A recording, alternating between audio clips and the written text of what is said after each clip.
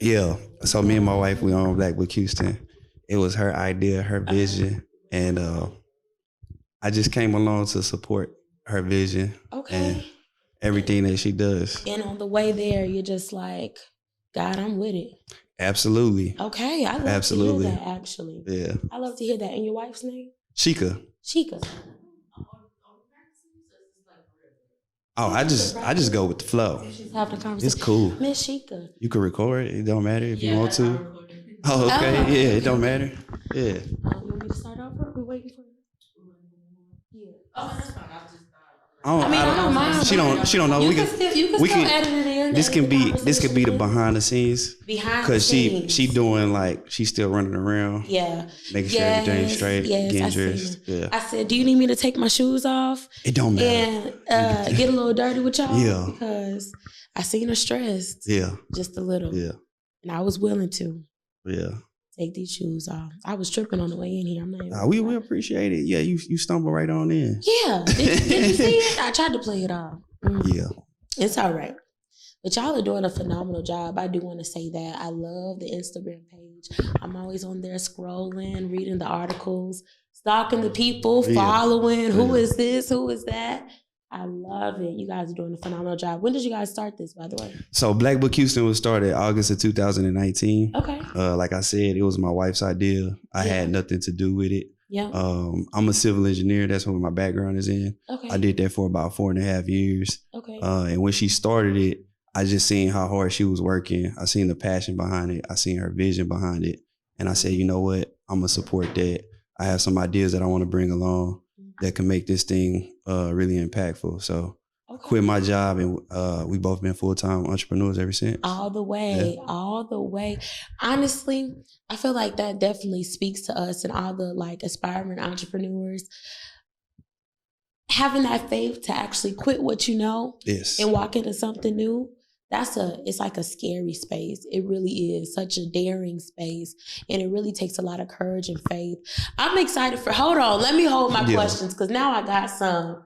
Holy Spirit, be in the midst. I'm ready for these little questions. Not little, big questions. Oh yeah, these big questions. Yeah, you keep saying something, faith, you know what I mean? Mm-hmm. And that's what it was. It was just having faith of a mustard seed to say, you know what? I'm gonna quit my job. Yes. Forget about the consistent income. Mm-hmm. And entrepreneurship is hard. You know, a lot of times people see Instagram, they see social media, which is not always just a highlight reel, right? Yeah. So you see the good side of entrepreneurship, right. But a lot of times you don't see the struggling. You don't see the how am I going to pay this bill this month? How am I going to, you know what I mean, pay my car note? What are we going to eat? You know what I mean? The tears. All that stuff. Sweat. And then when my wife got pregnant, we had our son. Mm-hmm. That changed the dynamic of Black Book Houston as well, because it's like, how do we move around like we're used to moving around when we're responsible for another human being? Yeah. So I just tell people, always be encouraged, always have faith, like you said. Yeah. We can't do this without God. Like, absolutely. You cannot. Yeah. Like it's just been God blessing us to continue to provide for ourselves, but to provide for these businesses too on our platform. Yep. When we started in 2019, we had 300 businesses that first year. Yeah. Now we have over 1,200. Yeah. You know what I mean? So it's a consistent grind. I tell all the entrepreneurs and inspiring entrepreneurs, you got to have faith. You got to be consistent. You got to grind it out, no matter what. I know that a lot of us like entrepreneurs, well, the entrepreneurs that I know that are faith-driven, we all usually have like a scripture that we stand on. Mine is Jeremiah 29:11, which is my favorite one. What is yours? Do you have one? Jeremiah is actually my son's name. All right. Yeah. Power. Yeah. Mine is James chapter 1, verses 2-4. And it says, consider it pure joy, my brothers and sisters, when you face trials of any kind, because the testing of your faith develops perseverance. And perseverance must finish its work so that you may be whole and complete, not lacking anything. Yes. So, and how has that favored you, like in the season of creating Black Book Houston? Well, so like it says, you know, with faith comes perseverance, you know, that belief. So you can't have a testimony without being tested. Yeah. So anytime it gets hard, I start laughing. And it's funny because my wife, she's like, what are we going to do? Yeah. I'm like, man, God has showed us so many times that we ain't even got to worry about it. So what you worried about it? We're going to figure it out. as long as we stay connected to the source. Okay. Talk about the source. Talk about the source. And if you don't know the source, I don't know what you're doing. As long as we connect to the source, we good. So yeah. And I see that over and over again in my life. I'm like, God, I'm in one place, but I see myself somewhere else. You would not have given me this vision if it wasn't possible to achieve. So with that, you said that your wife started it and you just kind of quit your job and you did what you did. In the beginning, what steps led towards like, all right, we are going to absolutely do this. We are going to put our all into this?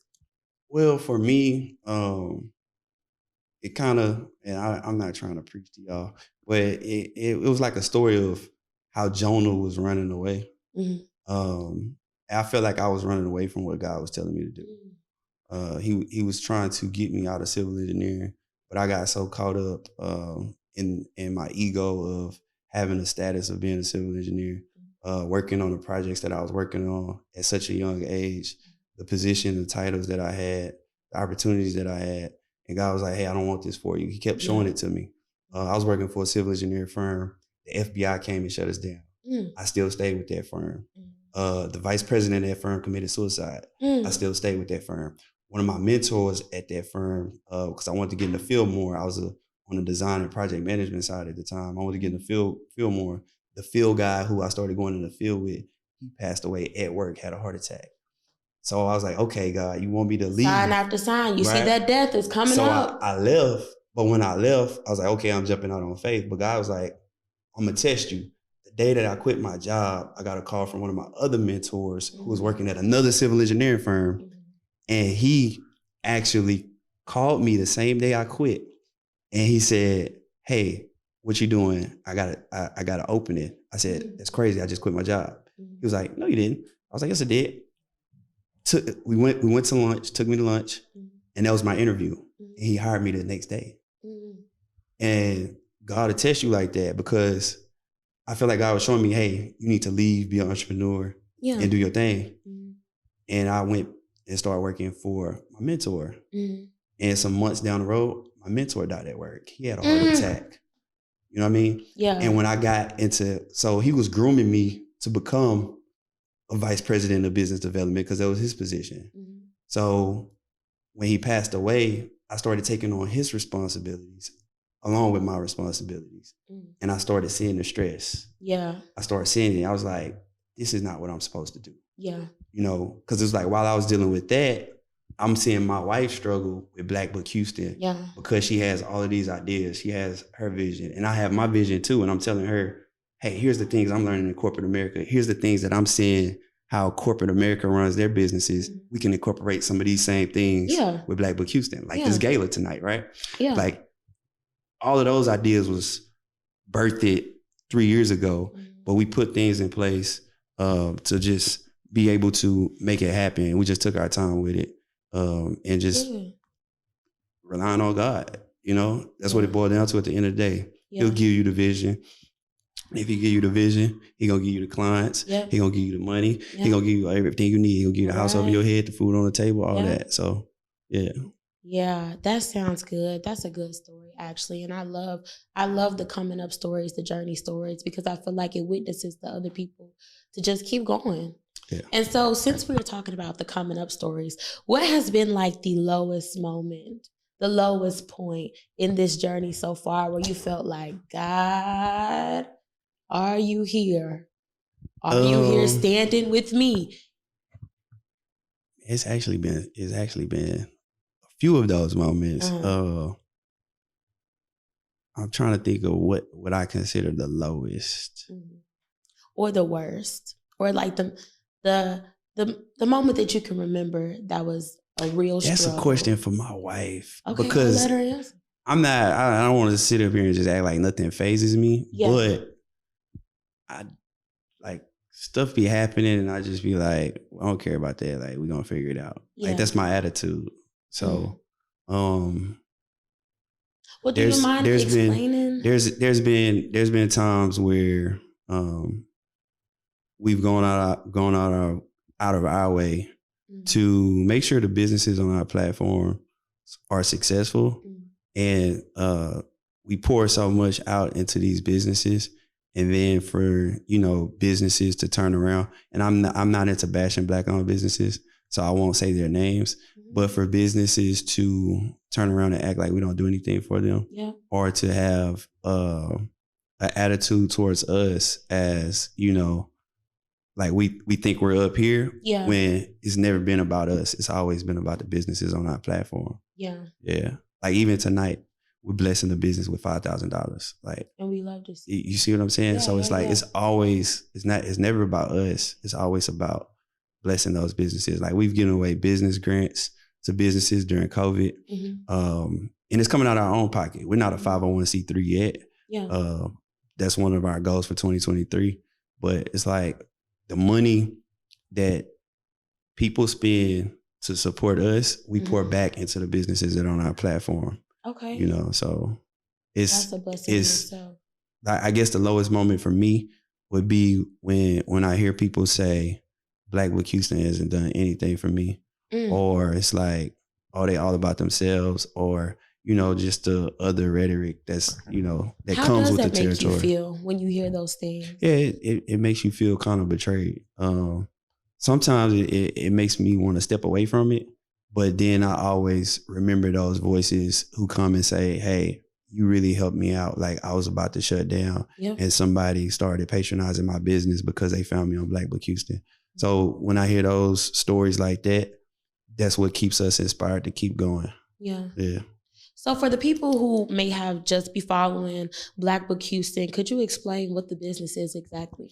We're a directory of Black-owned businesses. We have over 1,200 businesses on our platform. We help those businesses with advertising and marketing, and we help people, whether they're white, Black, orange, gray, pink, purple. We help people be able to find and locate those Black-owned businesses and be able to patronize them with ease. We also have a host of other services to where we help business owners and aspiring entrepreneurs get set up to better their business. Like one of the things that we did, we have our own day in Houston. August the 1st is Black Book Houston Day in Houston. Okay, August the 1st, don't forget. Yeah, so this past August, we had Black Book Houston weekend, and one of the highlights of that weekend for me was the Black Business Boot Camp, to where we had a trademark attorney, you know, teaching business owners how to protect their business. We had executives from Chase Bank who came and spoke on, you know, obtaining business financing and loans and pitch competitions and stuff like that. We had a credit coach talk about getting credit for your business and your personal finances as well. Just all that kind of stuff. Yeah. So we provide a lot of different services. We host events. Everything is geared towards curating an environment to where we can create a better ecosystem for Black entrepreneurs and Black business owners. I love that. Yeah. So you talked about that you guys have a day, you guys had a boot camp, you guys do a lot of things. Yeah. What's your favorite memory or your favorite event maybe in the past that you just absolutely love? So we did a beta run last year in January of our Black Book tours. Okay. That's been our favorite thing. And what it was, we did some Sunday Fun Day tours to where people, whether they were locals in Houston or visited Houston, could get on these tours and experience the Black culture here in Houston. So it was a Sunday Fun Day tour. It started off at Emancipation Park. They got on the bus. The tour bus operator was a Black-owned tour bus company. The liquor brands that was on the tour was Black-owned, provided them with a good turn-up space. We went to Lucille's for brunch. They left Lucille's. We visited the art mural. That's, where's that? Downtown. And then we went to Candy Shack Daiquiri, left Candy Shack Daiquiri, and went to Crew Lounge, which is a hookah lounge. So it was like an all-around turn-up. But it was super fun because a lot of people was like, I didn't know about Crew, or they was like, I didn't know about Candy Shack Daiquiri. I didn't, you know. Right, because it is kind of hidden. Crew Lounge is kind of hidden. It's like a hole in the wall type of thing. So that's one of the things. That's one of the things we want to bring back. So be on the lookout for that in 2023. I love that. Okay, before we end our clip, because we given some good questions and answers, and I need Ms. Sheikah to be a part of this. Okay.